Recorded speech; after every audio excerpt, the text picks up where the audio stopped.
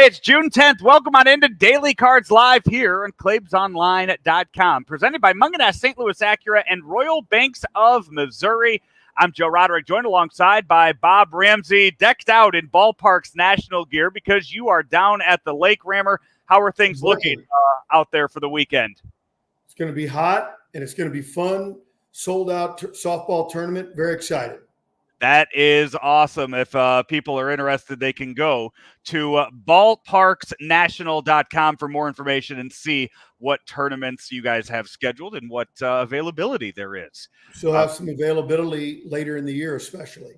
So, yeah, come down and have a great time and spend a weekend or more at the lake, and I promise a good time. The Cardinals will spend their weekend here in St. Louis. Lots of great giveaways this weekend down at the ballpark. You still have about an hour and a half to get down to the if you want. The Nolan Arenado jersey is the giveaway for tonight. You have the Yachty and the Wainwright rings. I should have said that the other way. The Wainwright and Yachty rings are being given away tomorrow, and then the kids jersey on Sunday for with the nickname, the red nickname jersey with that on the back. So some cool giveaways this weekend down at Busch Stadium. And hey, a familiar face will be back in the Cardinal lineup this weekend as Dylan Carlson returns from the injured list. So you have Tyler O'Neill and Dylan Carlson back on the roster. Lots of little news and notes, lots of little tidbits and things to look into and dissect before we get into this series. So Rammer, I will give you the lineup for tonight, and we will let you go with that. I'm going to start with the Reds as they have Luis Castillo on the mound. TJ Friedl is in center field leading off. Brandon Dury at third. Tommy Pham in left. Joey Votto at first. Kyle Farmer is at short. Matt Reynolds at second. Alejo Lopez is DHing. Astridis Esquino is in right. And Aramis Garcia behind the plate for the Reds. Here's how the Cardinals line up with everybody back and healthy. Tommy Edman at shortstop. Nolan Gorman DHing tonight, batting second. Paul Goldschmidt at first. Arenado at third. Tyler O'Neill in left. Brendan Donovan at second. Dylan Carlson in right. Harrison Bader in center. And Andrew Knizner is behind the plate for the Cardinals. Third game in a row for Andrew Knizner behind the plate. So there you have it. We were wondering what the lineup would look like against a righty with everybody back and healthy. Juan Yepez on the bench. And Tyler O'Neill back. Dylan Carlson in right field. Rammer, your thoughts on the lineup? It's the best lineup we've seen. My only minor nitpick is I'd have Bader 9 and Knizner 8. It doesn't really matter that much. In fact, studies have shown that the whole notion of the second leadoff guy is not really real. I like it anyway. So it's a very minor nitpick. These are the 9 guys that should be playing. And I wonder if that, because we saw that earlier this season, and Bader has been hitting the ball better over the last few weeks. I wonder if moving him up to 8, because if he gets a single, he and Edman have just, and this is something we've really haven't talked about at all this year, just the stolen bases between the two of them going back and forth for the league lead. Yeah. It's kind of like an internal competition. The two of them are, I mean, how many times have they passed each other in the same game on that list? If Bader gets on, he's stealing second, and then you have him out there in scoring position for Knizner to drive him in. And Bader is just thriving with not having the pitcher batting behind him in the lineup anymore. Well, but my point is, did you freeze? No, you didn't freeze on me. Oh, my point is that Bader hitting 9 is that next leadoff guy, and you're that much closer to Goldschmidt, Gorman, and Arenado. Doesn't matter. Statistically, they say it doesn't matter. So the point is getting the right 9 guys out there, and that's what Ollie has done. Even though, and I can't get in his head and figure out, he made a point to say, well, ideally we want Nolan taking, being in the habit of being an everyday big league second baseman. Well, yeah, we're trying to win a pennant. Look, I understand what he's saying, and I'll bet you $20 right now that at the end of Gorman's career, and hopefully it's a 20-year career, and I'm still around to be able to talk about it with you, is that he will play more position or more games at other positions than second base before it's all said and done. Why make a big deal out of it? Come play.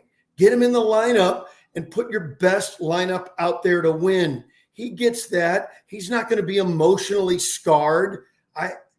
The Cardinals, I think it's backtracking. I think it's a CYA of backtracking because they made the move to put Nolan at second base, months ago, and they feel they don't want to come out and say, "Nah, the way the team shapes up, we're better with him DHing." Nobody cares. Nobody cares. I wonder if the emergence of Brendan Donovan defensively kind of allows you to change that now without really saying it. I think maybe you do that. And to your point, too, I mean, Nolan Arenado hopefully is going to be here for a very long time. Maybe in years to come when Albert's not here, and Yepes, I know, is a first baseman too, but maybe Gorman takes some reps at first. But that's all stuff I think you do after the season's over with, into winter ball and into spring training. You get him working with Jose Oquendo, you get him working with Willie McGee, and you move him around to other defensive spots to do that. Which, by the way, how many other organizations can sit here and name the coaches that are going to work with those guys defensively and have the name recognition that the Cardinals have with guys down in Jupiter that you can go to and say, yeah, you know what, a guy that can play all 7 positions and a former MVP will work with those guys defensively down at the spring training facility. We're spoiled, Rammer. We're spoiled. The Cardinal way partially is about continuity. And, George Kissel going back to World War II, and then for decades, Dave Ricketts and Jose Oquendo, Cardinal Hall of Famers coming back to spring training year after year. There's a continuity there in the organization that definitely is an asset.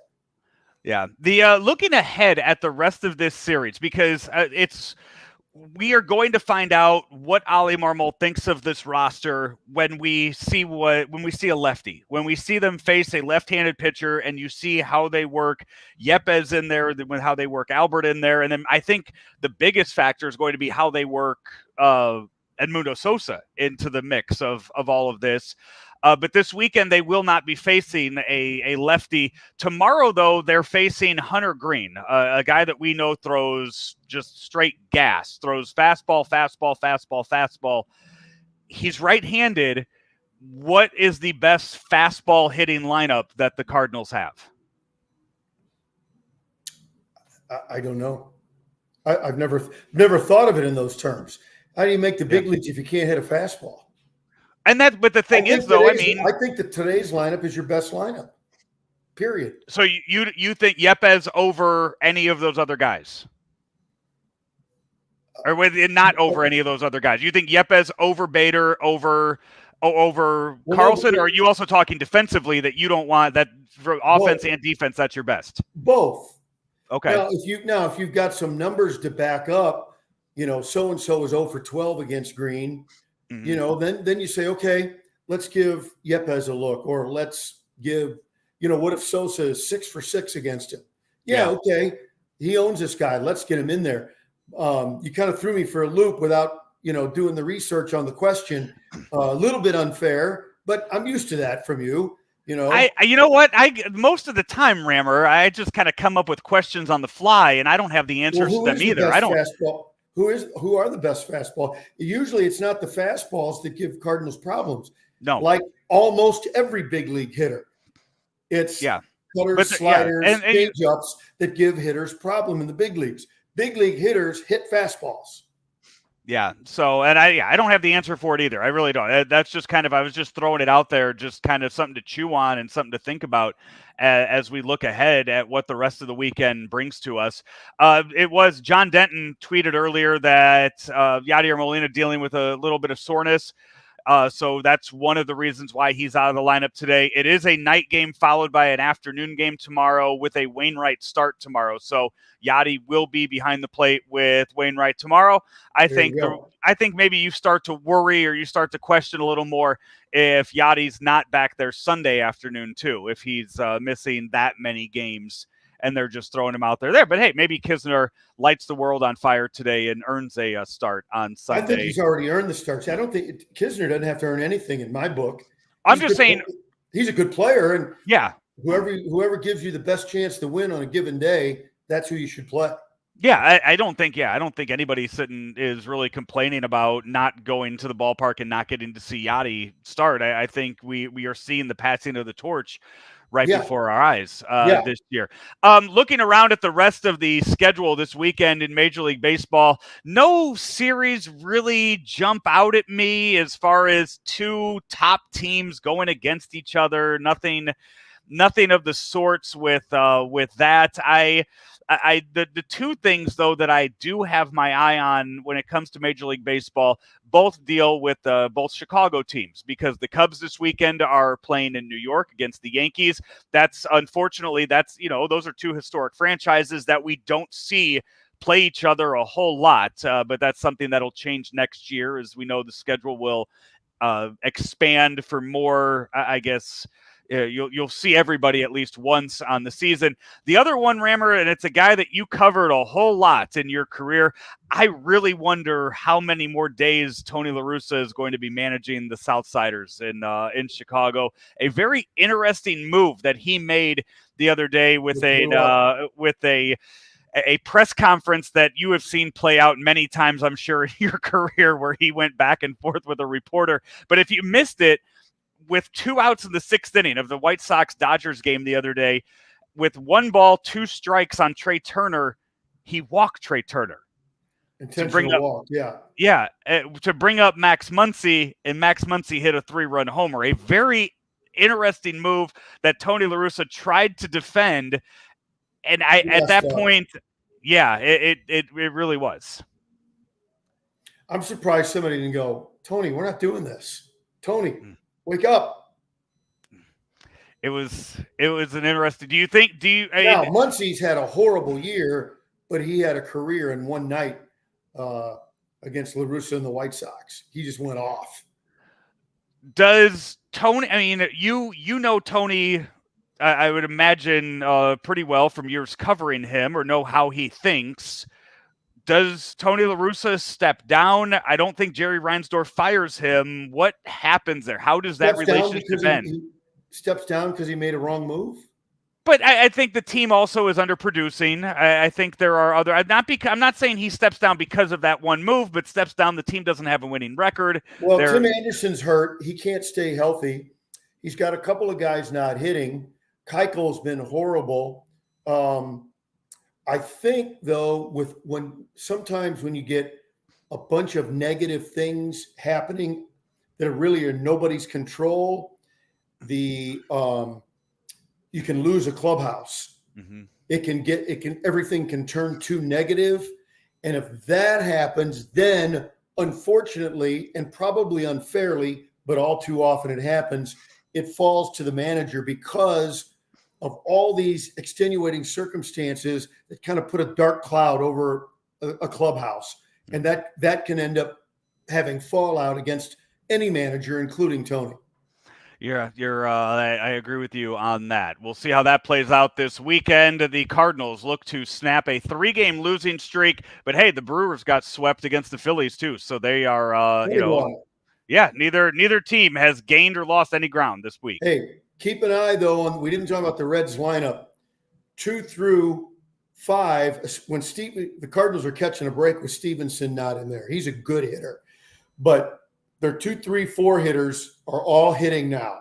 Drury is really a nice young player. Tommy Pham is hitting. Votto over his last, I forgot the number, 14 games, I think, has an on-base percentage over 400. They're 2, 3, 4, and then when Stevenson in 5 hitters can do a lot of damage. So look for some competitiveness in this series. The game starts tonight, 7:15, followed by 2 afternoon games this weekend, tomorrow at 1:15, and on Sunday again at 1:15. So there's your schedule for the ballpark this Let's weekend get the bats going. down at Busch. Yes, absolutely. Would love to see a lot of runs scored in the games this weekend, and the start of a nice 7-game win streak against the Reds and the Pirates here at You've Busch. already called for it. Yeah, I want a 7-game win streak. On the and record. take over first place by the time they go to ship up to Boston next weekend. If you get a 7-game winning streak, you're in first place by Sunday. Yeah, you are. Well, who the Brewers have this weekend? Doesn't matter. Hey, this is Daily Cards Live, brought to you each and every weekday by Munganat St. Louis Acura, and also Rammer Royal Banks. Royal Banks of Missouri, where better service means better banking. Over 50 years in the St. Louis market, now expanding east side into northeast Missouri. Royal Banks is there for you. 314-212-1500. He's Bob Ramsey. I'm Joe Roderick. This has been another edition of Daily Cards Live right here on ClaibsOnline.com. Enjoy the weekend, everybody. At St. Louis Acura, new inventory is arriving daily, both new and pre-owned. Our buying team adds a higher level of personalized service that others can't match. We sell over 100 pre-owned vehicles monthly, and many of these are matched by our buying teams in Missouri and Illinois. As new Acura production ramps up, be one of the lucky ones to try the newest Type S models now available. Performance has never been so stylish and comfortable. St. Louis Acura remains committed to becoming better than ever for you.